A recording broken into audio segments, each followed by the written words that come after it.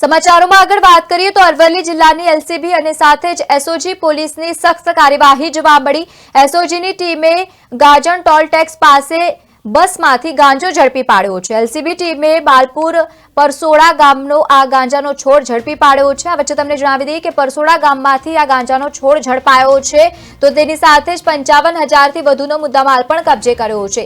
ગાંજા સાથે બસમાંથી એક આરોપીની ધરપકડ પણ કરવામાં આવી છે। તો મહત્વપૂર્ણ સમાચાર હાલ પ્રાપ્ત થયા છે। ફરી એકવાર મોટી કાર્યવાહી હાથ ધરવામાં આવી, ગાંજાનો છોડ ઝડપી પાડવામાં આવ્યો છે। અરવલ્લીથી સમાચાર પ્રાપ્ત થયા।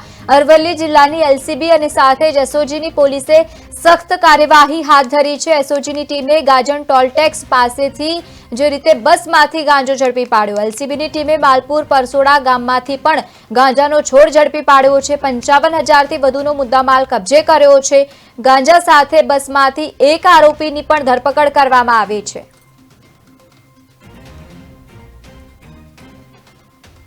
એલસીબી અને એસઓજીની ટીમ દ્વારા બે અલગ અલગ એનડીપીએસના કેસો કરવામાં આવેલા છે, જેમાં એક માલપુર ખાતે આરોપીએ પોતાના કબજા ભોગવટાની જે રહેણાંક મકાન હતું એમાં ગાંજાનો છોડ છે એ ઉગાડેલ હતું, જેને ત્યાં રેડ કરતા ટોટલ 5.560 કિગ્રા, જેની ટોટલ કિંમત છે 55,600 એ ગાંજાના છોડ એક છે એને અત્યારે કબજે કરવામાં આવ્યા છે।